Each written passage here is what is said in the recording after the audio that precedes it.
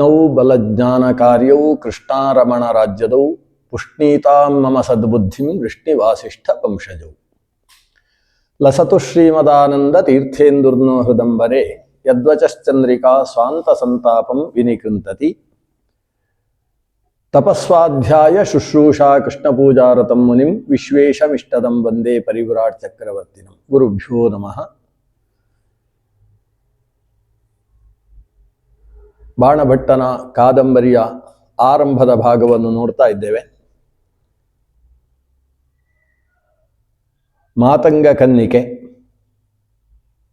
ಪಂಜರದಲ್ಲಿ ಗಿಳಿಯನ್ನು ತಂದು ರಾಜ ಶೂದ್ರಕನಿಗೆ ಒಪ್ಪಿಸಿದ್ದಾಳೆ. ಆ ಗಿಳಿಯ ಬಗ್ಗೆ ಮಹತ್ವ ಹೇಳಿದ್ಲು. ಸಕಲ ಶಾಸ್ತ್ರ ವಿಶಾರದ, ಚೆನ್ನಾಗಿ ಮಾತನಾಡುವ, ಆಲೋಚನೆ ಮಾಡಿ ಇಚ್ಛಾಪೂರ್ವಕವಾಗಿ ಮಾತನಾಡತಕ್ಕಂತಹ ವಿಶಿಷ್ಟ ಶಕ್ತಿ ಇದಕ್ಕಿದೆ. ಒಪ್ಪಿಸಿದ್ದೇನೆ. ಆ ಗಿಳಿ ರಾಜನ ಪಕ್ಕದಲ್ಲಿದೆ. ಆ ಗಿಳಿಯನ್ನು ರಾಜ ನೋಡಿದ. ಗಿಳಿಯೂ ರಾಜನನ್ನು ನೋಡಿತು. ನೋಡಿದ ಕೂಡಲೇ ತನ್ನ ಬಲಗಾಲನ್ನು ಎತ್ತಿ, ಅದಕ್ಕೆ ಬಲಗಾಲು ಬಲಗೈ ಅಂತ ವ್ಯತ್ಯಾಸ ಇಲ್ಲ, ಕಾಲೇ ಕೈ, ಆ ಕೈಯನ್ನು ಮೇಲಕ್ಕೆತ್ತಿ ಜಯತು ರಾಜ ಅಂತ ಹೇಳಿ ರಾಜನಿಗೆ ಜಯ ಶಬ್ದವನ್ನು ಉಚ್ಚಾರಣೆ ಮಾಡಿ ಒಂದು ಆರ್ಯಾವೃತ್ತದ ಶ್ಲೋಕದಿಂದ ಆಶೀರ್ವಾದ ಮಾಡಿತು. ಈ ಆರ್ಯಗಳನ್ನು ಬಹಳಷ್ಟು ಬಾಣಭಟ್ಟ ಬಳಸ್ತಾನೆ. ಮಧ್ಯದಲ್ಲಿ ಪದ್ಯಗಳು ಬೇಕು ಅಂತ ಅನಿಸಿದಾಗ ಆರ್ಯವನ್ನು ಬಳಸೋದು. ವಿಷಮ ಛಂದಸ್ಸಿನಲ್ಲಿ ಆರ್ಯಾವೃತ್ತ, ವಿಷಮ ಅನ್ನೋದಕ್ಕಿಂತ ಮಾತ್ರಾವೃತ್ತದಲ್ಲಿ ಬರತಕ್ಕಂಥದ್ದು ಆರ್ಯ ಅನ್ನುವ ವೃತ್ತ. ಅದು ವರ್ಣಗಳ ಲೆಕ್ಕಾಚಾರದಲ್ಲಿ, ಮಾತ್ರಾಗಳ ವರ್ಣಗಳ ಲೆಕ್ಕಾಚಾರದಲ್ಲಿ ಬರುವುದಲ್ಲ.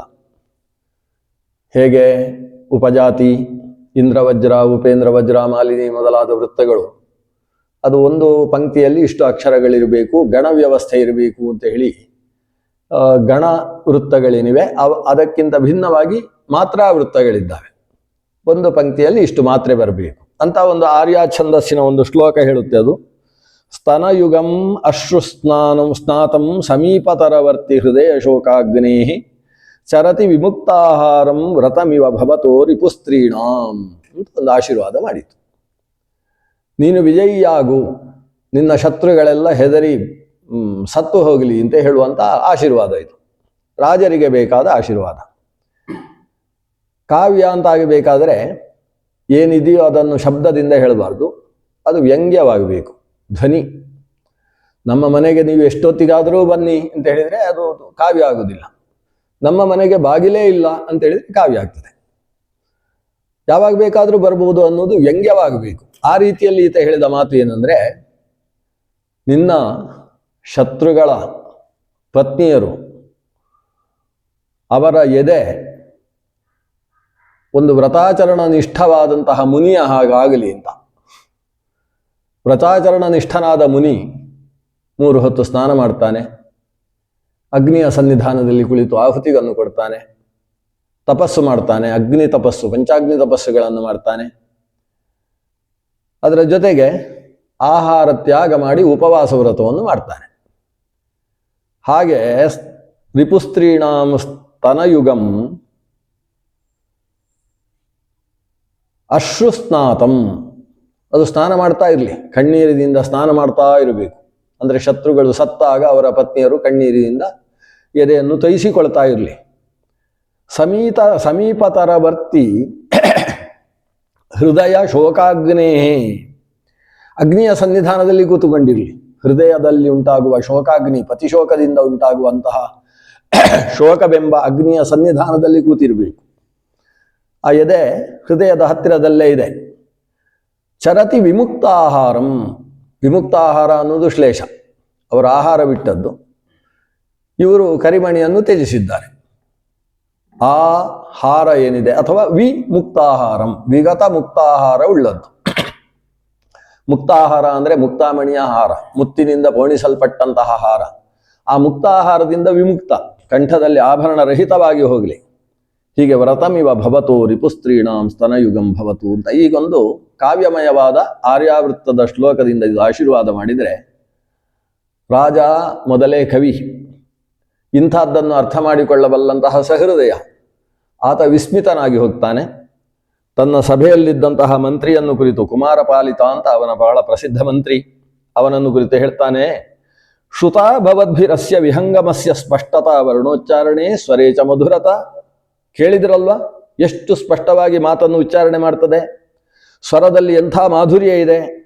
ಪ್ರಥಮಂ ತಾವದ್ ಇದಮೇವ ಮಹದಾಶ್ಚರ್ಯಂ. ಮೊದಲ ಆಶ್ಚರ್ಯ ಏನಂದ್ರೆ, ಯತ್ ಅಯಂ ಅಸಂಕೀರ್ಣ ವರ್ಣ ಪ್ರವಿಭಾಗಾಂ ಅಭಿವ್ಯಕ್ತ ಮಾತ್ರಾನುಸಾರ ಸ್ವರ ಸಂಸ್ಕಾರ ಯೋಗಾಂ ವಿಶೇಷಯುಕ್ತಾಂ ಅತಿ ಪರಿಸ್ಫುಟಾಕ್ಷರಾಂ ಗಿರಂ ಉದೀರಯತಿ. ಒಂದು ಪ್ರಾಣಿ ಇದು, ಇಷ್ಟು ಸ್ಪಷ್ಟವಾದ ಅಕ್ಷರ. ಯಾವ ಅಕ್ಷರವನ್ನು ಯಾವ ಸ್ಥಾನದಿಂದ ಉಚ್ಚರಿಸಬೇಕು ಆ ರೀತಿಯಲ್ಲಿ ಆ ಸ್ಥಾನ ಪ್ರಯತ್ನಗಳ ವಿಭಾಗ ಸ್ಪಷ್ಟವಾಗಿದೆ. ನಾವಾದರೂ ಉಚ್ಚರಿಸುವಾಗ ವ್ಯತ್ಯಾಸವಾಗ್ತದೆ. ಶ, ಷ, ಸ ಅನ್ನುವ 3 ಅಕ್ಷರಗಳು ಸುಮಾರು ಹತ್ತಿರ ಸಮಾನವಾಗಿದೆ. ಆದರೆ ಶಕಾರವನ್ನು ಉಚ್ಚರಿಸುವ ವ್ಯಕ್ತಿ ಒಂದನ್ನು ತಾಲವ್ಯವಾಗಿ ಒಂದನ್ನು ಮೂರ್ಧನ್ಯವಾಗಿ ಉಚ್ಚರಿಸ್ತಾನೆ ಅಂತ ಸಾಮಾನ್ಯ ಕನ್ನಡಿಗರ ವ್ಯವಹಾರದಲ್ಲಿ ಕಾಣುವುದು ಕಷ್ಟ. ಸಂಸ್ಕೃತಜ್ಞರು ಕೂಡ ಆ ರೀತಿಯ ವ್ಯವಹಾರ ಮಾಡುವುದು ಅಪರೂಪವಾಗಿ ಕಾಣಿಸ್ತದೆ. ಈ ಗಿಳಿ ಅಷ್ಟು ಸ್ಫುಟವಾಗಿ ಅಕ್ಷರದ ವರ್ಣ ವಿಭಾಗ, ಮಾತ್ರಾ ವಿಭಾಗ, ಸ್ಥಾನ ವಿಭಾಗ, ಅಸಂಕೀರ್ಣ ವರ್ಣ ಪ್ರವಿಭಾಗ ಅಂಥ ಸ್ಪಷ್ಟವಾದ ಉಚ್ಚಾರಣೆ ಕಾಣಿಸ್ತಾ ಇದೆ ಅಲ್ಲ. ಎರಡನೇ ಆಶ್ಚರ್ಯ ಇದೆ, ಗಿಳಿಗಳು ಮಾತಾಡ್ತಾವೆ. ಹೇಗೆ? ಅವ ಹೇಳಿಕೊಟ್ಟದ್ದನ್ನು ಅರ್ಥಜ್ಞಾನ ಇಲ್ಲದೆ ಉಚ್ಚರಿಸ್ತವೆ. ಆ ಉಚ್ಚರಿಸುವ ಶಕ್ತಿ ಅದರಲ್ಲಿದೆ ಅಂತ ಕೇಳಿದ್ದೇನೆ. ಆದರೆ ಇದು ಹಾಗಲ್ಲ, ಆಲೋಚನೆ ಮಾಡಿ ಆಗ್ತದೆ. ಈ ಹೊತ್ತಿಗೆ ಯಾವ ಶಬ್ದ ಹೇಳಿದರೆ ಒಳ್ಳೆಯದು? ತತ್ರ ಪುನರಪರಂ ಆಶ್ಚರ್ಯಂ. ಯಾವುದು? ಅಭಿಮತ ವಿಷಯೇ ತಿರಂಚೋಪಿ ಅಥವಾ ತಿರಶ್ಚೋಪಿ ಮನುಜಸ್ಯೇವ ಸಂಸ್ಕಾರವತಿ ಬುದ್ಧಿಪೂರ್ವ ಪ್ರವೃತ್ತಿ ತಥಾಹಿ ಅನೇನ ಸಮುತ್ಕ್ಷಿಪ್ತ ದಕ್ಷಿಣ ಚರಣೇನ ಉಚ್ಚಾರ್ಯ ಜಯಶಬ್ದಂ ಈ ಅಮಾರ್ಯ ಮಾಂ ಉದ್ದಿಶ್ಯ ಪರಿಸ್ಫುಟಾಕ್ಷರಂ ಗೀತಾ ಪ್ರಾಯೇಣ ಹಿ ಪಕ್ಷಿಣಃ ಪಶವಶ್ಚ ಭಯಾಹಾರ ಮೈಥುನ ನಿದ್ರಾ ಸಂಜ್ಞಾ ಮಾತ್ರ ವೇದಿನೋ ಭವಂತಿ. ಇದಂತೂ ಮಹಚ್ಚಿತ್ರಂ.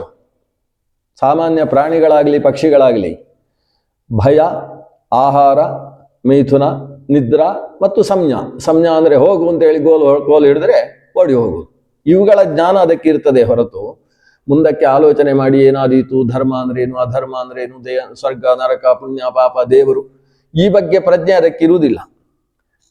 ಅದು ವಿಚಾರ ಮಾಡಿ ಹೀಗಾಗಲಿ ಅಂತ ಹೇಳುವಂತಹ ಕೈ ಎತ್ತಿ ಆಶೀರ್ವಾದ ಮಾಡತಕ್ಕಂತಹ ವ್ಯಕ್ತಿತ್ವ ಬರುವುದಿಲ್ಲ.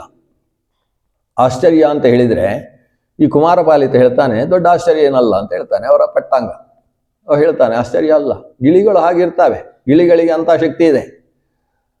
ಆದರೆ ಆಲೋಚನೆ ಮಾಡಿ ಮಾತಾಡುವುದು ಅನ್ನೋದು ಆಶ್ಚರ್ಯ ಅಂತ ಹೇಳಿದೆ. ಜನ್ಮಾಂತರದ ಸಂಸ್ಕಾರ ಇರ್ತದೆ, ಎಲ್ಲೋ ಅಪರೂಪಕ್ಕೆ ಅಂತದ್ದು ಇರ್ತದೆ. ಜನ್ಮಾಂತರದ ಸಂಸ್ಕಾರದ ಬಲದಿಂದ ಪ್ರಾಣಿಗಳಲ್ಲೂ ಕೂಡ ಅಂಥ ವಿಶೇಷ ಕಾಣಿಸುತ್ತೆ ಅಂತ ಪುರಾಣದ ಉದಾಹರಣೆ ಕೊಟ್ಟ ಆತ ಹೇಳ್ತಾನೆ. ಹೇಳಿ ಒಂದು ವಿಷಯ ಹೇಳ್ತಾನೆ ಅವ, ಗಿಳಿಗಳಿಗೆ ಮೊದಲು ಹಾಗಿತ್ತು, ಅವುಗಳ ಆಲೋಚನೆ ಮಾಡಿ ಮಾತಾಡ್ತಕ್ಕಂಥ ಸಾಮರ್ಥ್ಯ ಗಿಳಿಗಳಿಗಿತ್ತು. ಆನೆಗಳಿಗೂ ಕೂಡ ಇತ್ತಂತೆ, ಅದನ್ನು ನಾವು ಪುರಾಣದಲ್ಲಿ ಓದ್ತೇವೆ. ಆದರೆ ಅಗ್ನಿಯ ಶಾಪದಿಂದ ಅದೆಲ್ಲ ಹೋಯ್ತಂತೆ. ಇದೆಲ್ಲ ಕಾರ್ತಿಕೇಯನ ಪ್ರಸಂಗದಲ್ಲಿ ಶಿವಪುರಾಣದಲ್ಲಿ ವರ್ಣಿತವಾದಂತಹ ಒಂದು ವಿಷಯ. ಅಗ್ನಿ ಎಲ್ಲೋ ಅಡಗಿ ಕೂತಿದ್ದ, ಯಾಕಂದರೆ ರುದ್ರನಿಂದ ಹೆದರಿ ಅಗ್ನಿ ಅಡಗಿದ್ದು. ಕಾರ್ತಿಕೇಯ ಅಗ್ನಿಯ ಮೂಲಕ ಕೊನೆಗೆ ಹುಟ್ಟಿದ್ದು, ಅಗ್ನಿಭೂ ಅಂತ ಅವನಿಗೆ ಹೆಸರು.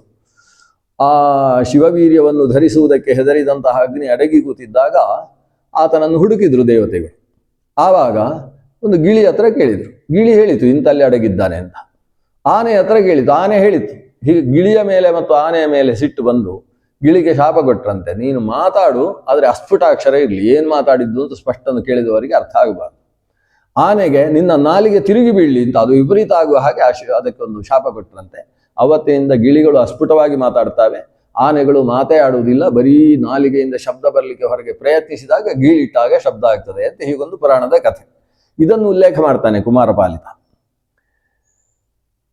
ಇಷ್ಟರಲ್ಲಿ ಒಂದು ದೊಡ್ಡ ಗಂಟೆಯ ಶಬ್ದ ಕೇಳಿಸುತ್ತದೆ. ಮಧ್ಯಾಹ್ನದ ಸ್ನಾನದ ಸಮಯ, ಊಟದ ಸಮಯ. ಮಧ್ಯಾಹ್ನ ಸೂರ್ಯ ನೆತ್ತಿಗೆ ಬಂದಿದ್ದಾನೆ ಅನ್ನುವ ಶಬ್ದ. ರಾಜ ಸ್ನಾನಕ್ಕೆ ಹೊರಟ. ರಾಜನ ಸ್ನಾನದ ವರ್ಣನೆ ನೋಡಬೇಕು, ಅದ್ಭುತ. ಸ್ನಾನ ಹೇಗೆ ಮಾಡಬೇಕು ಅನ್ನೋದನ್ನು ಅರ್ಥ ಮಾಡಿಕೊಳ್ಳಿಕ್ಕೆ ಇರತಕ್ಕಂಥ ಒಂದು ಭಾಗ. ಒಂದು 4 ಪುಟದಲ್ಲಿ ಸ್ನಾನದ ವರ್ಣನೆ, ಆಮೇಲೆ ಅನೇಕ ವಾರಾಕನ್ನಿಕೆಯರು ಬಂದು ಸ್ನಾನ ಮಾಡಿಸ್ತಕ್ಕಂಥ ವಿಧಾನ, ಅಭ್ಯಂಗದ ವಿಧಾನ, ಇವೆಲ್ಲ ಆಯಿತು. ಎಲ್ಲ ಆಗಿ ಊಟವನ್ನು ಮುಗಿಸಿ ಶಾಂತವಾಗಿ ಕುಳಿತಿದ್ದಾನೆ. ಗಿಳಿಯನ್ನು ತಾ ಅಂತ ಪ್ರತಿಹಾರಿಗೆ ಹೇಳಿ ಪ್ರತಿಹಾರಿ ಗಿಳಿಯನ್ನು ತಂದಾಗ ಗಿಳಿಯಲ್ಲಿ ಪ್ರಶ್ನೆ ಮಾಡ್ತಾನೆ. ಏನು ನಿನ್ನ ಕಥೆ ಏನು, ಹೇಗೆ ನಿನ್ನ ಜನ್ಮ ಆಯಿತು, ನಿನ್ನ ಹಿಂದಿನ ಕಥೆ ಏನು ಇತ್ಯಾದಿಗಳನ್ನೆಲ್ಲ ಅದರಲ್ಲಿ ಪ್ರಶ್ನಿಸ್ತಾನೆ. ಆಗ ಗಿಳಿ ಅದು ಬೇಗ ಮುಗಿಯುವುದಿಲ್ಲ, ತುಂಬ ವಿಸ್ತಾರ ಇದೆ, ನಿಮಗೆ ಕೇಳಲಿಕ್ಕೆ ಅಷ್ಟು ಮನಸ್ಸಿದ್ರೆ ಹೇಳ್ತೇನೆ ಅಂತ ಶುರು ಮಾಡ್ತಾನೆ. ಒಂದೊಂದು ದಿವಸಕ್ಕೆ ಒಂದೊಂದಿಷ್ಟು ಕಥೆ ಅಂತ ಹೇಳಿ ಆ ಗಿಳಿ ತನ್ನ ಜನ್ಮಾಂತರ ಇತಿಹಾಸವನ್ನು ಏನು ಹೇಳಿತು ಅದು ಕಾದಂಬರಿ. ಅಂದರೆ ಈಗ ಇದಕ್ಕೆ ಉಪೋದ್ಘಾತ. ಈಗ ಗಿಳಿ ಶೂದ್ರಕನ ಮುಂದೆ ಹೇಳುವುದಕ್ಕೆ ಪ್ರಾರಂಭ ಮಾಡ್ತದೆ, ಅದು ಕಾದಂಬರಿ ಕಥೆ. ಗಿಳಿ ಮೊದಲು ಹೇಳುವುದು ವಿಂಧ್ಯಾಟವಿ ಅಂತ. ಆ ವಿಂಧ್ಯಾಟವಿಯ ಬಗ್ಗೆ ಬಾಣಭಟ್ಟನ ವರ್ಣನೆ ಸುಮಾರು ಬಹಳ ವಿಸ್ತೃತವಾಗಿದೆ, ತುಂಬ ಚೆನ್ನಾಗಿದೆ. ವಿಂಧ್ಯಾಟವಿ ಅದನ್ನು ಒಂದು ಭಾಗ ನೋಡುವುದಾದರೆ ವಿರೋಧಾಭಾಸದ ಜೊತೆಗೆ ವರ್ಣನೆ ಮಾಡ್ತಾನೆ. ಕೆಲವು ಪುರಾಣಗಳ ಜ್ಞಾನ ಇಲ್ಲದೆ ಹೋದರೆ ಅರ್ಥವೇ ಆಗುವುದಿಲ್ಲ. ಭೂಮಿರಿವ, ಎಂಥ ಭೂಮಿ, ಕ್ವಚಿತ್ ಅವನಿಪತಿ ದ್ವಾರ ಭೂಮಿರಿವ ವೇತ್ರಲತಾ ಶತ ಪ್ರವೇಶ ಮಾಡ್ಲಿಕ್ಕೆ ಸಾಧ್ಯ ಇಲ್ಲ, ಯಾಕಂದ್ರೆ ಬಿದಿರುಗಳು. ವೇತ್ರಲತಾ ಅಂತೇಳಿದ್ರೆ ರಾಜನ ದ್ವಾರದಲ್ಲಿ ಚಾಟಿ ಹಿಡ್ಕೊಂಡು ನಿಂತಿರ್ತಾರಲ್ವ, ಅದಕ್ಕೆ ವೇತ್ರಲತಾ ಅಂತ ಹೆಸರು. ಅದು ಕೂಡ ದುಷ್ಪ್ರವೇಶ. ಅದು ಹೇಗೆ ದುಷ್ಪ್ರವೇಶವೋ ರಾಜದ್ವಾರ, ಹಾಗೆ ಇದು ಬಿದಿರಿನಿಂದ ದುಷ್ಪ್ರವೇಶ. ಕ್ವಚಿತ್ ವಿರಾಟನಗರೀವ ಕೀಚಕ ಶತಾವೃತ, ವಿರಾಟನಗರದಲ್ಲಿ ಕೀಚಕ ಶತ 100 ಜನ ಇದ್ರಲ್ಲ ಕೀಚಕರು ಉಪಕೀಚಕರು, ಹಾಗೆ ಇಲ್ಲೂ ಕೂಡ ಕೀಚಕ ಶತ ಅಂದರೆ ಇಲ್ಲಿ ಅನಂತ ಅಂತ ಅರ್ಥ, 100 ಅಂತ ಅರ್ಥ. 100 ಕೀಚಕ ಅಂತ ಹೇಳಿದ್ರೆ ಕೀಚು ಅಂತ ಶಬ್ದ ಮಾಡ್ತಕ್ಕಂತಹ ಬ್ಯಾಂಬೂಸ್, ಭಾರಿ ಬಿದಿರುಗಳು, ದಪ್ಪದ ಬಿದಿರುಗಳು, ಅವುಗಳಿಂದ ಕೂಡಿದೆ ವಿರಾಟನಗರಿ ಅಂತೆ ಅಂತ. ಕ್ವಚಿತ್ ಅಂಬರ ಶ್ರೀರಿವ ವ್ಯಾಧಾನುಗಮ್ಯಮಾನ ತರಲ ತಾರಕ ಮೃಗ, ಕಾಡು ಹೇಗಿದೆ ವಿಂಧ್ಯಾಟವಿ, ಆಕಾಶ ಶ್ರೀರಿವ, ಆಕಾಶದ ಕಾಂತಿ, ರಾತ್ರಿ ಹೊತ್ತು ಆಕಾಶದ ಹಾಗೆ ಕಾಣಿಸ್ತದೆ. ಆಕಾಶದಲ್ಲಿ ಈ ಕಾಡಲ್ಲಿ ಏನಿದೆ ಅಂದರೆ ವ್ಯಾಧರು ಪದ್ಯ ಹೇಳಿಕೊಂಡು ಮೃಗಗಳನ್ನು ಬೇಟೆಯಾಡ್ತಾರೆ. ಮೃಗ ಓಡಿ ಹೋಗ್ತಾ ಇರ್ತದೆ, ವ್ಯಾಧ ಬಿಲ್ಲು ಹಿಡ್ಕೊಂಡು ಬಾಣ ಹಿಡ್ಕೊಂಡು ಬಾಣವನ್ನು ಹೊಡಿತಾ ಅದನ್ನು ಬೇಟೆಯಾಡ್ತಾನೆ. ಇದು ಹೇಗೋ ಹಾಗೆ ಆಕಾಶದಲ್ಲಿ ಮಹಾವ್ಯಾಧ, ಸ್ವಲ್ಪ ಆಕಾಶ ನೋಡಿ ಅಭ್ಯಾಸ ಮಾಡಿದವರಿಗೆ ಗೊತ್ತಿರ್ತದೆ. ಅಲ್ಲೊಂದು ವ್ಯಾಧನ ಚಿಹ್ನೆ, ಒಂದು ಮಧ್ಯದಲ್ಲಿ 3 ಮಹಾನಕ್ಷತ್ರಗಳಿದೆ, ಅದು ವ್ಯಾಧನ ಮಧ್ಯದಲ್ಲಿರ್ತಕ್ಕಂತಹ ನಡುಪಟ್ಟಿ ಅಂತ ಅರ್ಥ. ಆ ನಿಟ್ಟಿನಿಂದ ಒಂದು ವ್ಯಾಧದ ಚಿತ್ರವನ್ನು ಅಲ್ಲಿ ಪರಿಕಲ್ಪಿಸಲಿಕ್ಕೆ ಆಗ್ತದೆ. ಇದು ಖಗೋಳಶಾಸ್ತ್ರದಲ್ಲೇ ನಿರೂಪಿತವಾದಂತಹ ಮಹಾವ್ಯಾಧ. ಆ ಮಹಾವ್ಯಾಧದ ಮುಂಭಾಗದಲ್ಲಿ ಅದರ ಬಾಣ ಸಾಗತಕ್ಕಂತಹ ಮೃಗಶಿರ ನಕ್ಷತ್ರ ಇದೆ. ಆ ಮೃಗಶಿರಸ್ಸಿಗೆ ಅದು ಬಾಣ ಹೊಡೆಯೋದು. ಇಲ್ಲೂ ಕೂಡ ಅದೇ ಕ್ರಮ, ಅಂದರೆ ಇದು ಪುರಾಣದಲ್ಲೂ ವರ್ಣಿತವಾಗಿರತಕ್ಕಂಥ ವಿಷಯ. ಬ್ರಹ್ಮದೇವ ಸಂಧ್ಯಾ ಅಂತ ಹೇಳುವ ಹೆಣ್ಣನ್ನು ಸೃಷ್ಟಿ ಮಾಡ್ತಾನೆ. ಆ ಸಂಧ್ಯೆಯ ರೂಪಲಾವಣ್ಯವನ್ನು ನೋಡಿ ಆಸಕ್ತಿ ಬರ್ತದೆ ಪ್ರಜಾಪತಿಗೆ. ಪ್ರಜಾಪತಿ ಅದನ್ನು ಬೆನ್ನಟ್ಟಿ ಹೋಗುವಾಗ ಅವಳು ತನ್ನನ್ನು ರಕ್ಷಿಸುವುದಕ್ಕೆ ಓಡಿ ಹೋಗ್ತಾಳೆ.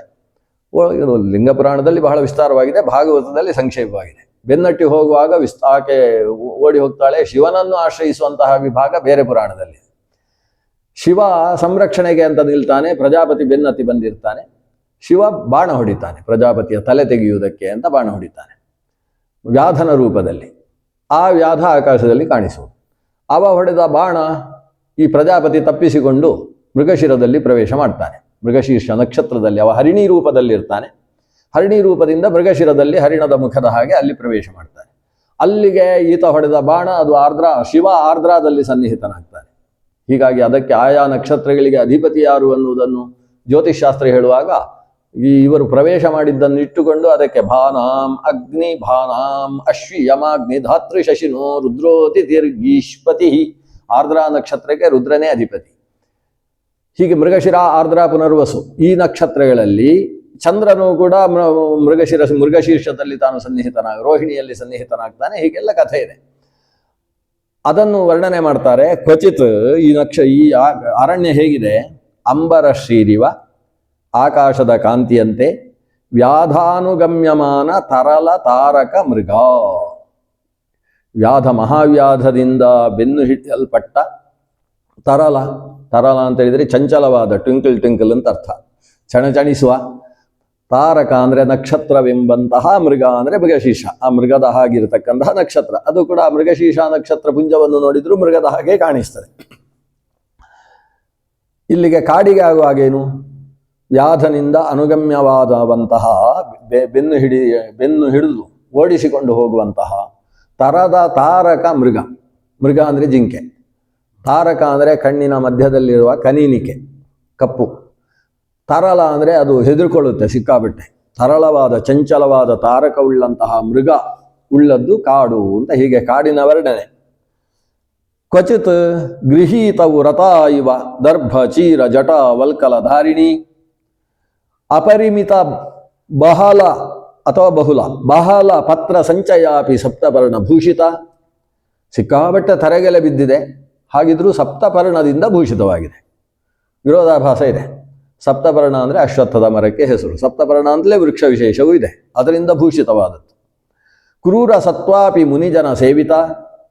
ಕ್ರೂರ ಸತ್ವ, ಯಾರ ಮನಸ್ಸು ಸತ್ವಂ ಮನಃ ಕ್ರೂರವಾಗಿದೆಯೋ ಅಂಥವರನ್ನು ಯಾರೂ ಮುನಿಗಳು ಸೇವಿಸುವುದಿಲ್ಲ. ಇಲ್ಲಿ ಕ್ರೂರ ಸತ್ವ ಅಂದರೆ ಏನರ್ಥ? ಸತ್ವ ಅಂದರೆ ಪ್ರಾಣಿಗಳು. ಕ್ರೂರ ಪ್ರಾಣಿಗಳಿದ್ರೂ ಕೂಡ ಅಲ್ಲಿ ಮುನಿಜನರು ಆಶ್ರಮವನ್ನು ಕಟ್ಟಿಕೊಂಡು ಪ್ರಾಣಿಗಳು ಆ ಪ್ರದೇಶಕ್ಕೆ ಬಂದರೆ ಶಾಂತವಾಗುವಂತಹ ಶಕ್ತಿಯನ್ನು ಬೀರಿಕೊಂಡು ವಾಸ ಮಾಡ್ತಾ ಇರತಕ್ಕಂಥ ವಿಂಧ್ಯಾಟವಿ. ಪುಷ್ಪವತ್ಯಪಿ ಪವಿತ್ರ ವಿಂಧ್ಯಾವಟವಿ ನಾಮ. ಪುಷ್ಪವತಿ ಅಂತ ಹೇಳಿದ್ರೆ ರಜಸ್ವಲೆ ಅಂತ ಅರ್ಥ, ಹಾಗಿದ್ರೂ ಪವಿತ್ರ ಅಂತ. ಇಲ್ಲಿ ಅರ್ಥ ಏನು? ಪುಷ್ಪವತಿ, ನಾನಾ ರೀತಿಯ ಪುಷ್ಪವನ್ನು ಬಿಟ್ಟಿರತಕ್ಕಂತಹ ಕಾಡದು, ಆದರೂ ಪವಿತ್ರವಾದ ಮುನಿಜನ ಸೇವಿತವಾಗಿ ಪವಿತ್ರವಾಗಿರತಕ್ಕಂತಹ ಕಾಡು. ಹೀಗೆ ವಿರೋಧಾಭಾಸಕ್ಕೆ ಎಷ್ಟು ಮನಸ್ಸು ವಿಶಾಲವಾಗಿರಬೇಕು, ಎಲ್ಲೆಲ್ಲಿಯ ವಿಷಯ ಇಲ್ಲಿಗೆ ಹೊಂದುವ ಹಾಗೆ ಶಬ್ದ ಯೋಜನೆಯನ್ನು ಮಾಡಿ ವಿರೋಧಾಭಾಸದ ರಾಶಿಯನ್ನು ಹಾಕಿ ವಿಂಧ್ಯಾಟವಿಯನ್ನು ವರ್ಣನೆ ಮಾಡ್ತಾನೆ ಬಾಣಭಟ್ಟ.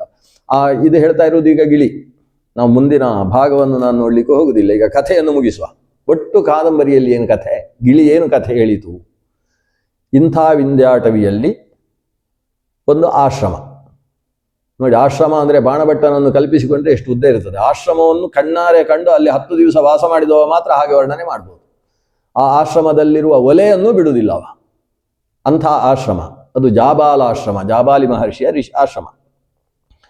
ಆ ಆಶ್ರಮದ ಪಕ್ಕದಲ್ಲಿ ಒಂದು ದೂರದಲ್ಲಿ ಸರೋವರ. ಆ ಸರೋವರದ ಪಕ್ಕದಲ್ಲಿ ಒಂದು ಶಾಲ್ಮಲಿ ವೃಕ್ಷ. ಆ ವೃಕ್ಷವನ್ನು 10 ಪುಟದಲ್ಲಿ ವರ್ಣನೆ ಮಾಡ್ತಾರೆ.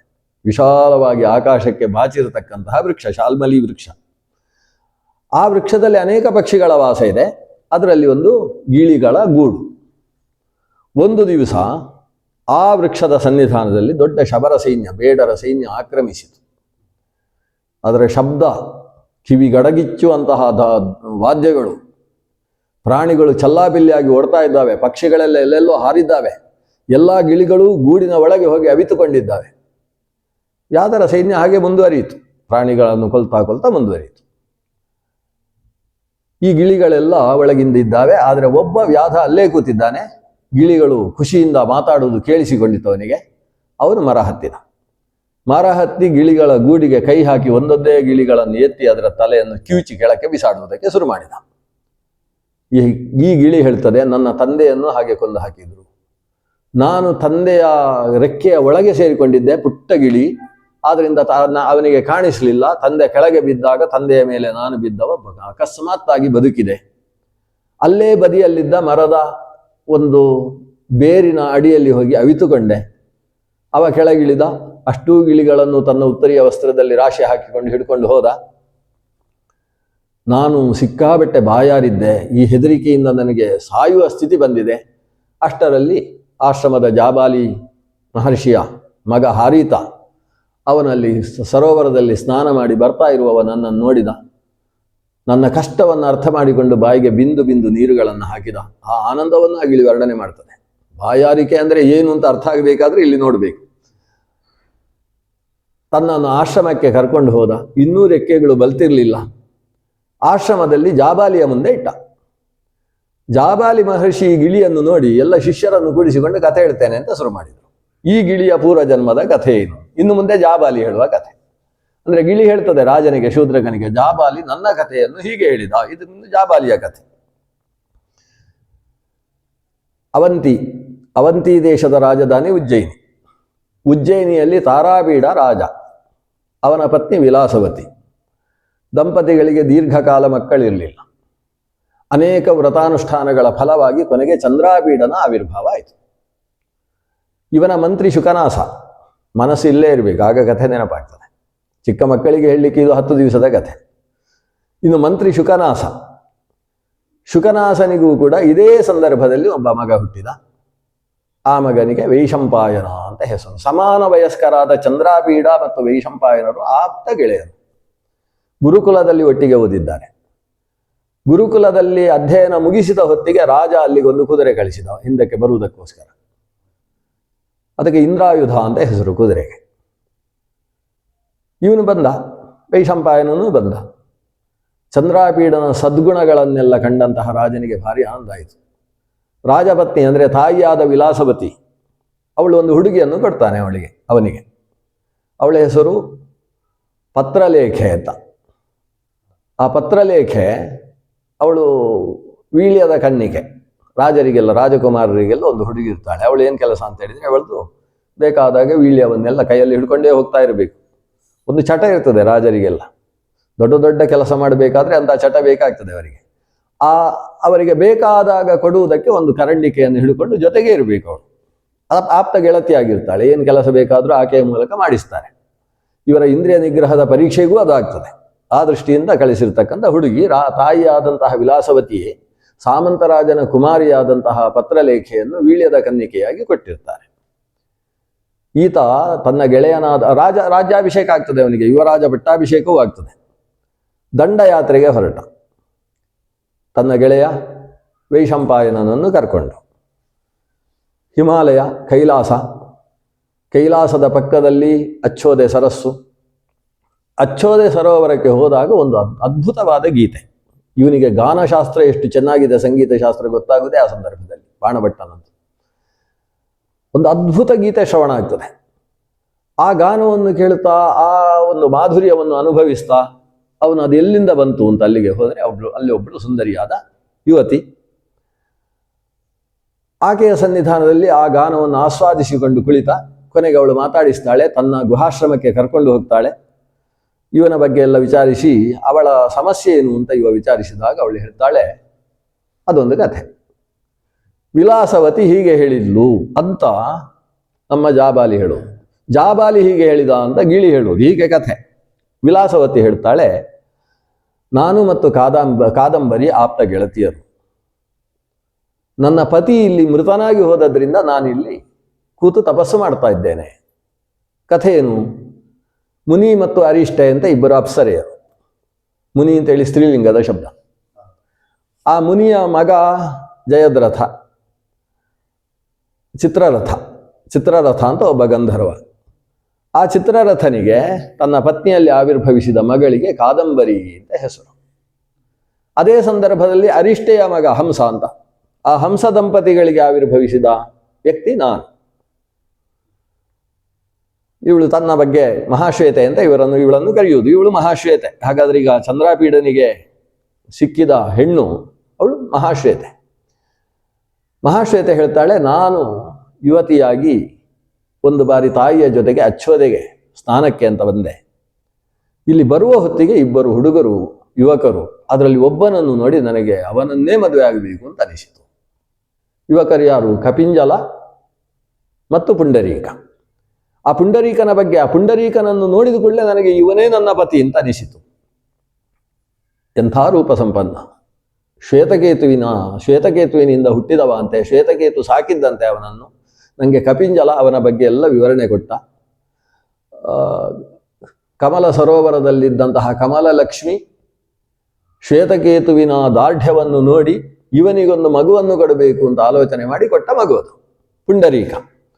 ಆ ಪುಂಡರೀಕ ಅವನ ಕಿವಿಯಲ್ಲಿದ್ದಂತಹ ಒಂದು ಪಾರಿಜಾತದ ಒಂದು ಗೊಂಚಲು, ಪಾರಿಜಾತ ಪುಷ್ಪದ್ದಲ್ಲ, ಅದು ಚಿಗುರು, ಪಾರಿಜಾತದ ಚಿಗುರು. ಅದನ್ನು ನೋಡಿ ನಂಗೆ ಬೇಕು ಅಂತ ಅನಿಸಿದ್ದು. ಇದೆಲ್ಲ ಕಥೆ, ಹಿಂದೆ ಒಂದು ಸ್ವಲ್ಪ ಸಂಕ್ಷೇಪ ಹೇಳಿದ್ದೆ. ಅಂತೂ ಪುಂಡರೀಕನ ಜೊತೆಗೆ ಈಕೆಗೆ ಅನುರಾಗ ಹುಟ್ಟಿತು. ಪುಂಡರೀಕನಿಗೂ ಈಕೆಯ ಜೊತೆಗೆ ಅನುರಾಗ ಹುಟ್ಟಿತು. ಮತ್ತೆ ಆಕೆ ತನ್ನ ತಾಯಿಯ ಜೊತೆಗೆ ಹೊರಟು ಹೋಗಿದ್ದಾಳೆ.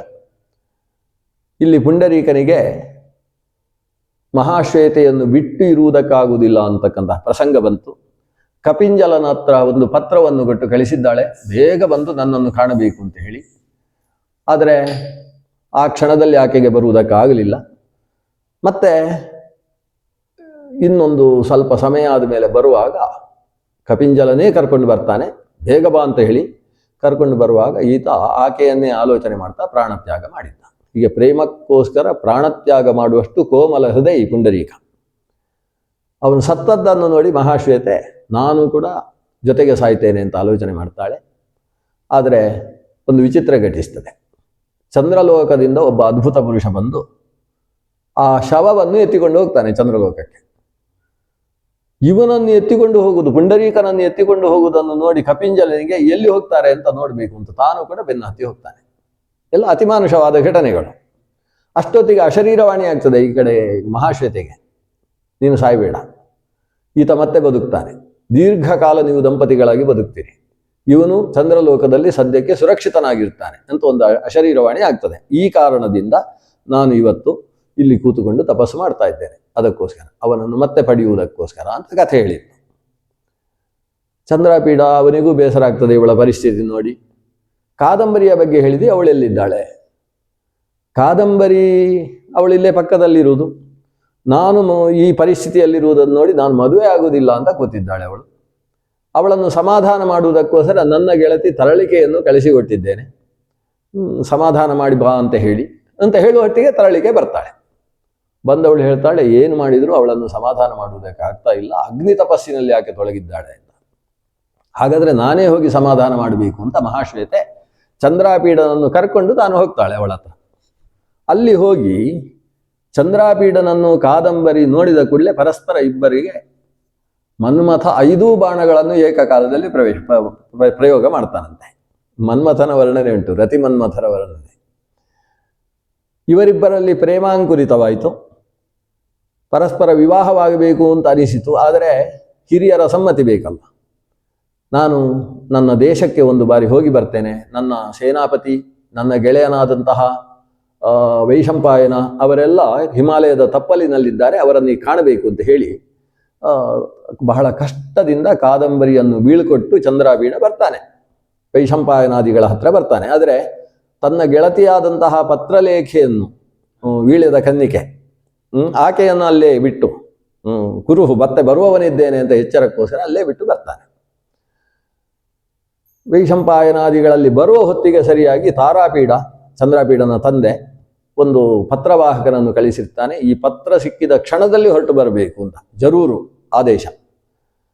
ಇವನು ಅವರನ್ನೆಲ್ಲ ಅಲ್ಲೇ ಬಿಟ್ಟು ಪತ್ರಲೇಖೆ ಬಂದ ಮೇಲೆ ಆಕೆಯನ್ನು ಕರ್ಕೊಂಡು ಬನ್ನಿ ಅಂತ ಹೇಳಿ ತಾನು ಹೊರಟು ಬರ್ತಾನೆ ಉಜ್ಜಯಿನಿಗೆ.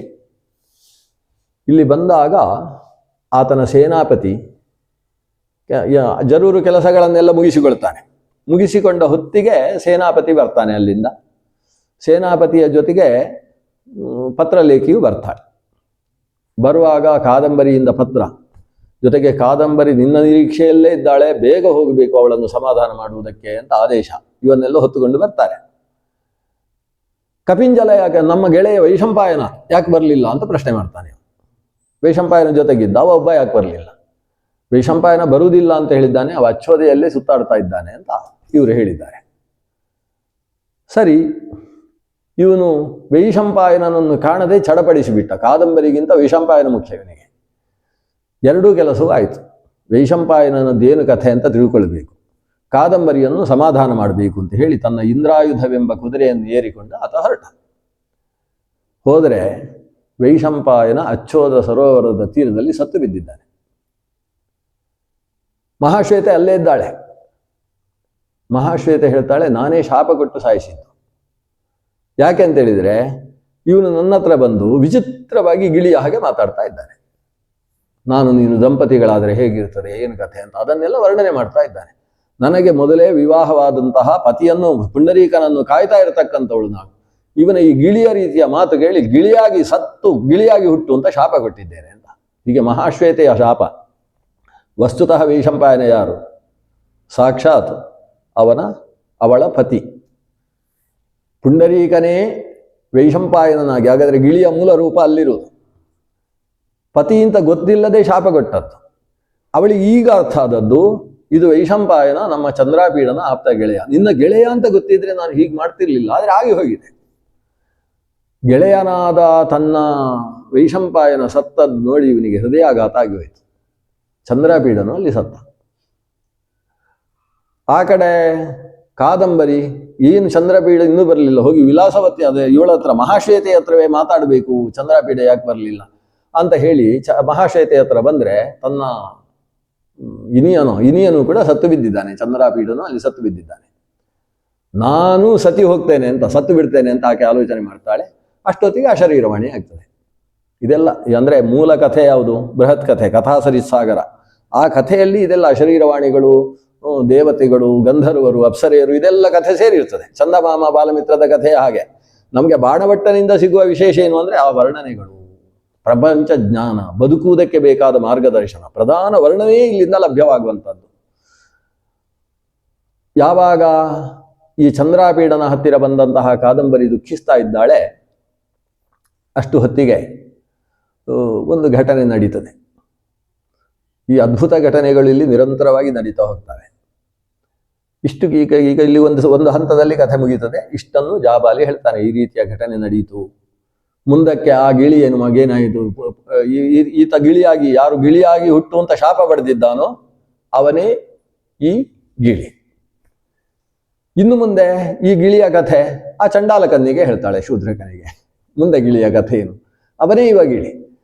ಈ ಗಿಳಿ ಪುಟ್ಟ ಗಿಳಿಯಾಗಿ ಜಾಬಾಲನ ಆಶ್ರಮದಲ್ಲಿ ಇತ್ತಲ್ವ. ಜಾಬಾಲನ ಆಶ್ರಮದಲ್ಲಿ ಜಾಬಾಲನಿಗೆ ಇಷ್ಟು ಕಥೆ ಗಿಳಿಯ ಮುಂದೆ ತನ್ನ ಶಿಷ್ಯರಿಗೆ ಹೇಳಿದರೆ ಆ ಗಿಳಿಗೆ ತನ್ನ ಪೂರ್ವಜನ್ಮದ ಸ್ಮರಣೆ ಬಂದು, ಓ ಮಹಾಶ್ವೇತೆ ನನ್ನ ಪತ್ನಿ, ಅವಳನ್ನು ಕಾಣಬೇಕು, ನನ್ನ ಗೆಳೆಯ ಚಂದ್ರಪೀಡ ಎಲ್ಲಿದ್ದಾನೆ ಅವನನ್ನು ಕಾಣಬೇಕು ಅಂತ ಪ್ರಶ್ನೆ ಮಾಡ್ತದೆ ಆ ಗಿಳಿ. ಜಾಬಾಲಿ ಹೇಳ್ತಾನೆ, ಮೊದಲು ರೆಕ್ಕೆ ಪುಕ್ಕ ಎಲ್ಲ ಸರಿಯಾಗಿ ಬರಲಿ, ಆಗ ನಾನು ಹೇಳ್ತೇನೆ ಅಂತ. ಇಷ್ಟರಲ್ಲಿ ಅಲ್ಲಿಗೆ ಕಪಿಂಜಲ ಬೇರೆ ಬರ್ತಾನೆ. ಕಪಿಂಜಲ ಅದೇನಾಯ್ತು, ಇವನ ಇಂದ್ರಾಯುಧ ಇತ್ತಲ್ವಾ ಕುದುರೆ, ಆ ಕುದುರೆ ಈ ಕಾದಂಬರಿ ಇವರ ಮುಂದೆಯೇ ಕುದುರೆಯ ಜೊತೆಗೆ ಪತ್ರಲೇಖಿಯು ಕೂಡ ಅಚ್ಚೋದ ಸರಸ್ಸಿಗೆ ಹಾರ್ತಾರೆ. ಹಾರಿ ಮರುಕ್ಷಣದಲ್ಲಿ ಅಲ್ಲಿದ್ದ ಕಪಿಂಜಲ ಬರ್ತಾನೆ. ಕಪಿಂಜಲ ಏನಾಗಿದ್ದ, ಚಂದ್ರಲೋಕಕ್ಕೆ ಇವನನ್ನು ಪುಂಡರೀಕನನ್ನು ಎತ್ತಿಕೊಂಡು ಹೋಗುವಾಗ ಹಿಂದೆ ಹಾರಿದ್ದಲ್ವಾ. ಹಾರಿದಾಗ ಅಲ್ಲಿ ಚಂದ್ರಲೋಕದಲ್ಲಿ ಶಾಂತವಾಗಿರುವುದನ್ನು ನೋಡಿ, ಬದುಕಿರುವುದನ್ನು ನೋಡಿ ಅದನ್ನು ಬಂದು ಮಹಾಶ್ವೇತೆಗೆ ಹೇಳಬೇಕು ಅಂತ ಓಡಿ ಓಡಿ ಬರ್ತಾನೆ ಆಕಾಶ ಮಾರ್ಗದಿಂದ. ಬರುವಾಗ ವೈಮಾನಿಕ ಒಬ್ಬ ಮಹರ್ಷಿಯನ್ನು ದಾಟಿ ಬಿಟ್ಟಂತೆ ಅವಸರದಲ್ಲಿ. ಅದಕ್ಕೆ ಅವ ಕುದುರೆಯಾಗಿ ಹುಟ್ಟು ಅಂತ ಶಾಪ ಕೊಟ್ಟಂತೆ. ಹಾಗೆ ಇಂದ್ರಾಯುಧ ಅನ್ನುವ ಕುದುರೆಯಾಗಿ ಅವನು ಚಂದ್ರಾಪೀಡನ ಕುದುರೆಯಾಗಿ ಇದ್ದದ್ದು. ಚಂದ್ರಾಪೀಡ ಅಂದರೆ ಅವನೇ ಅಲ್ವಾ, ಯಾರು, ಪುಂಡರೀಕನೇ. ಚಂದ್ರನೇ ಪುಂಡರೀಕನಾಗಿ ಹುಟ್ಟಿದ್ದು, ಚಂದ್ರಾಪೀಡನಾಗಿ ಹುಟ್ಟಿದ್ದು. ಪುಂಡರೀಕ ಬೇರೆ, ಶ್ವೇತಕೇತುವಿನ ಮಗ. ಆ ಕಪಿಂಜಲ ಈಗ ಇಲ್ಲಿ ಬಂದು ಈ ಗಿಳಿ ಹತ್ರ, ಯಾಕಂದ್ರೆ ಗಿಳಿ ಗೆಳೆಯ ಅಲ್ವಾ, ಗೆಳೆಯನಾದ ಗಿಳಿ ಹತ್ರ ಹೇಳ್ತಾನೆ, ನೀನು ರೆಕ್ಕೆ ಪುಕ್ಕ ಬರುವಲ್ಲಿ ತನಕ ಹೀಗೆ ಇರು, ಯಾಕಂದ್ರೆ ನಿಮ್ಮ ಶಾಪ ಪ್ರಾಯಶ್ಚಿತ್ತ ಆಗುವುದಕ್ಕೋಸ್ಕರ ಮಹರ್ಷಿಗಳು ಅನೇಕ ರೀತಿಯ ಪ್ರಾಯಶ್ಚಿತ್ತಗಳನ್ನು ಮಾಡ್ತಾ ಇದ್ದಾರೆ, ಪ್ರಾಯಶ್ಚಿತ್ತ ಮುಗಿದ ಮೇಲೆ ನೀನು ಹೊರಟ್ರೆ ಸಾಕು ಅಂತ ನಿರ್ದೇಶ ಕೊಡ್ತಾನೆ. ಆದರೆ ಈ ಗಿಳಿಗೆ ರೆಕ್ಕ ಪುಕ್ಕ ಬಂದ ಕೂಡಲೇ ಮಹಾಶ್ವೇತೆಯನ್ನು ಕಾಣಬೇಕು ಅಂತ ಅಷ್ಟು ಆಸೆಯಿಂದ ಹೊರಟು ಬಿಟ್ಟಿತಂತೆ. ಹೊರಟು ಬಿಟ್ಟಾಗ ಮಧ್ಯದಲ್ಲಿ ಚಂಡಾಲಕನ್ನಿಗೆ ಹಿಡ್ಕೊಂಡ. ಇವಳು ಚಂಡಾಲಕನ್ನಿಗೆ ಯಾರು? ಅವಳು ಈ ಪುಂಡರೀಕನಿಗೆ ಜನ್ಮವನ್ನು ಕೊಟ್ಟಂತಹ ಕಮಲಲಕ್ಷ್ಮಿ. ಅವಳು ಆದ್ರಿಂದಲೇ ಚಂಡಾಲಕನ್ನಿಗೆ ಅಂತಹ ಸೌಂದರ್ಯವತಿ. ಅವಳ ಆವೇಶದಲ್ಲಿ ಗಿಳಿಯನ್ನು ಹಿಡಿದು ಈ ಗೆಳೆಯನ ಜೊತೆಗೆ ಸೇರಿಸಬೇಕು ಇವನನ್ನು ಅಂತ, ಪುಂಡರೀಕ ಅಲ್ವಾ, ಪುಂಡರೀಕನನ್ನು ಚಂದ್ರಾಪೀಡನ ಜೊತೆಗೆ ಸೇರಿಸಬೇಕು ಅಂತ ಹಿಡ್ಕೊಂಡು ಬಂದು ಈ ಶೂದ್ರಕನಿಗೆ ಬಿಟ್ಟದ್ದು. ಶೂದ್ರಕ ಯಾರು? ಚಂದ್ರಾಪೀಡ. ಇಷ್ಟು ಕಥೆಯನ್ನು ಆಕೆ ಹೇಳಿದ್ದೆ ತಡ ಇವನ ಹೃದಯ ಸ್ತಬ್ಧ ಆಯ್ತಂತೆ ಶೂದ್ರಕಂತ. ನಾನು ಚಂದ್ರಾಪೀಡ ಅಂತ ಗೊತ್ತಾಯ್ತಲ್ಲ ಅವನಿಗೆ. ಈ ಕಥೆ ಎಲ್ಲ ಕೇಳಿದ ಕೂಡಲೇ ಅವನಿಗೆ ಜನ್ಮ ಸ್ಮರಣೆ ಬಂತು. ಅಷ್ಟಕ್ಕೆ ಅವರ ಶಾಪಕ್ಕೆ ಸಂಬಂಧಪಟ್ಟ ಪ್ರಾಯಶ್ಚಿತ್ತಗಳೆಲ್ಲ ಮುಗ್ದಿದ್ವು. ಆತ ಅಲ್ಲಿ ಸತ್ತು ಹೋಗ್ತಾನೆ. ಸತ್ತು ಹೋದ ಕೂಡಲೇ ಚಂದ್ರಲೋಕದಿಂದ ಪುಂಡರೀಕ ಇಳಿದು ಬರ್ತಾನೆ. ಅಲ್ಲಿ ಚಂದ್ರಾಪೀಡ ಯಾರು ಸತ್ತು ಬಿದ್ದಿದ್ದಾನೆ, ಚಂದ್ರಾಪೀಡನ ಶರೀರ ಮತ್ತೆ ಎದ್ದು ನಿಲ್ತದೆ. ಅಲ್ಲಿದ್ದ ಕಾದಂಬರಿ ಚಂದ್ರಾಪೀಡನ ಜೊತೆಗೆ ದೀರ್ಘಕಾಲದ ತನಕ ಆನಂದದಿಂದ ಇರ್ತಾಳೆ. ಮಹಾಶ್ವೇತೆಯು ಕೂಡ ಪುಂಡರೀಕನ ಜೊತೆಗೆ ಖುಷಿಯಿಂದ ಇರ್ತಾರೆ. ಚಂದ್ರಾಪೀಡ ಮತ್ತು ಪುಂಡರೀಕ ಅವರಿಬ್ಬರು ಕೂಡ ಅಂತಹ ಗಂಧರ್ವ ಲೋಕಗಳಲ್ಲಿ ತಾವು ಸುತ್ತಾಡ್ತಾ ಬಹಳ ಆನಂದದಿಂದ ಗೆಳೆಯರಾಗಿ ವಾಸ ಮಾಡಿದರು ಅನ್ನೋದು ಒಟ್ಟು ಕಥೆ. ಈ ಕಥೆ ವಸ್ತುತಃ ಸಮಯ ಕ್ಷೇಪ ಮಾಡುವುದಕ್ಕೆ, ಕಾಲಕ್ಷೇಪಕ್ಕೋಸ್ಕರ ಕಥೆ. ಆದರೆ ಆ ಕಥೆಯ ವರ್ಣನೆ ಅಷ್ಟೇ ಬಾಣಭಟ್ಟನ ವಸ್ತು ಇಲ್ಲಿರುವಂಥದ್ದು. ಬಾಣಭಟ್ಟನ ಕಾದಂಬರಿ ಅನ್ನುವ ಕಥಾನಕದಲ್ಲಿ ನಮಗೆ ಕಥೆ ಪ್ರಧಾನ ಆಗುವುದಿಲ್ಲ. ನೀವು ಕಾದಂಬರಿ ಓದಿದರೆ ಕಥೆ ತಲೆಗೆ ಬರುವುದೂ ಇಲ್ಲ. ಆದ್ದರಿಂದ ಇದರ ಬಗ್ಗೆ ಪಾಶ್ಚಾತ್ಯರು ಸಿಕ್ಕಾಪಟ್ಟೆ ವಿಮರ್ಶೆ ಮಾಡಿದ್ದಾರೆ. ಬಾಣಭಟ್ಟನಿಗೊಂದು ಕಾದಂಬರಿ ಬರೀಲಿಕ್ಕೆ ಬರುವುದಿಲ್ಲ ಅಂತ ಹೇಳ್ತಾರೆ ಅವರು. ಯಾಕಂದರೆ ಪಾಶ್ಚಾತ್ಯ ಚಿಂತನೆಗೂ ನಮ್ಮ ಚಿಂತನೆಗೂ ಅನೇಕ ವ್ಯತ್ಯಾಸಗಳಿದ್ದಾರೆ. ಇಲ್ಲಿ ವರ್ಣನೆ ಸಮಾಜ ಜ್ಞಾನ, ಆ ಮೂಲಕ ರಸಾಸ್ವಾದ, ಧ್ವನಿ, ಕಾವ್ಯ ರಸಾಸ್ವಾದ ಅನ್ನೋದು ಇಲ್ಲಿ ಪ್ರಧಾನವೇ ಹೊರತು ಕಥೆಯೇ ಇಲ್ಲಿ ಪ್ರಧಾನ ಅಲ್ಲ. ಪಾಶ್ಚಾತ್ಯ ಚಿಂತನೆಗಳಲ್ಲಿ ಕಥೆ ಮುಂದಕ್ಕೆ ಹೋಗ್ತಾ ಇರಬೇಕು. ಇಲ್ಲಿ ಕಥೆ ನಮಗೆ ಏನು ಹೇಳ್ತಾ ಇದ್ದಾರೆ ಈ ವಾಕ್ಯದಲ್ಲಿ ಅಂತ ಅರ್ಥ ಆಗಬೇಕಾದ್ರೆ ಆರಂಭದಲ್ಲಿರುವ ಕರ್ತೃಪದ, ಕೊನೆಯಲ್ಲಿ ಬರುವ ಒಂದು ಕರ್ಮಪದ, ಇನ್ನೊಂದು 2 ಪುಟ ಆದಮೇಲೆ ಸಿಗುವ ಕ್ರಿಯಾಪದ ಅರ್ಥ ಆಗಲಿಕ್ಕೆ ಅಷ್ಟು ಹೊತ್ತು ಬೇಕು ನಮಗೆ. ಆದರೆ ಅಲ್ಲಿ ಬಂದಿರುವ ವರ್ಣನೆಗಳ ಮೂಲಕ ಒಂದು ವಿಶಿಷ್ಟವಾದ ಸಮಾಜ ಜ್ಞಾನ ನಮಗೆ ಉಂಟಾಗ್ತದೆ. ಅದು ಬಾಣಭಟ್ಟನ ಕಲ್ಪನಾ ವಿಲಾಸದ ಬಲ. ವಸ್ತುತಃ ಬಾಣಭಟ್ಟ ಇಡೀ ಕಾದಂಬರಿಯನ್ನು ತಾನು ಮುಗಿಸಲಿಲ್ಲ. ಬಾಣಭಟ್ಟ ಬರೆದ ಕಾದಂಬರಿಯಲ್ಲಿ ಕಥೆಯೇ ಇಲ್ಲ. ಮಹಾಶ್ವೇತೆ ಕಾದಂಬರಿಯ ಹತ್ರ ಕರ್ಕೊಂಡು ಹೋಗ್ತಾಳೆ ಅನ್ನುವಲ್ಲಿಗೆ ಮುಗಿಯುತ್ತೆ ಆತನದ್ದು. ಎಷ್ಟು ಒಟ್ಟು ಇಡೀ ಕಾದಂಬರಿಯನ್ನು 3 ಪಾಲು ಮಾಡಿದರೆ 2 ಪಾಲು ಬಾಣಭಟ್ಟ ಬರೆದದ್ದು, ಕೊನೆಯ 1 ಪಾಲು ಆತನ ಮಗನಾದ ಭೂಷಣ ಭಟ್ಟ ಬರೆದದ್ದು. ಯಾಕಂದರೆ ಕಥೆ ಗೊತ್ತು ಎಲ್ರಿಗೂ, ಅದು ಕಥಾ ಸರಿಸಾಗರದಲ್ಲಿ ಇರುವ ಕಥೆ. ಆ ಕಥೆಯನ್ನು ವರ್ಣನೆ ಮಾಡಬೇಕು, ಬಾಣಭಟ್ಟನ ಹಾಗೆ ಮುಗಿಸಬೇಕು ಅಂತ. ಕೊನೆಯ ವಯಸ್ಸಿನಲ್ಲಿ ಬಾಣಭಟ್ಟ ಬರೆದದ್ದಾದ್ರಿಂದ ಅರ್ಧಕ್ಕೆ ಆತನದ್ದು ಆಯುಸ್ಸು ಮುಗಿದಿತ್ತು. ಅಷ್ಟರಲ್ಲಿ ಕಥೆ ಅಷ್ಟೇ ಇದೆ. ಇನ್ನು ಉಳಿದ ಕಥೆಯೆಲ್ಲ ಮುಂದೆ ಹೋದದ್ದು ಭೂಷಣ ಭಟ್ಟನ ಮೂಲಕ. ಭೂಷಣ ಭಟ್ಟ ರಚನೆ ಮಾಡಿದ ಉತ್ತರಾರ್ಧ ಭಾಗ ಏನಿದೆ ಅದು ಬಾಣಭಟ್ಟನನ್ನು ನಮಸ್ಕಾರ ಮಾಡಿ ಮಂಗಳ ಶ್ಲೋಕ ಮಾಡಿ ಆತ ಬಾಣಭಟ್ಟನ ಒಂದು ಶಕ್ತಿ ನನ್ನಲ್ಲಿ ಕೂತುಕೊಂಡು ಕೆಲಸ ಮಾಡಿಸಲಿ ಅಂತ ಪ್ರಾರ್ಥನೆ ಮಾಡಿಯೇ ಮುಂದುವರಿಸ್ತಾನೆ. ಬಾಣಭಟ್ಟನ ಶೈಲಿಯನ್ನು ಬಹಳಷ್ಟು ಅನುಕರಿಸಿದ್ದಾನೆ.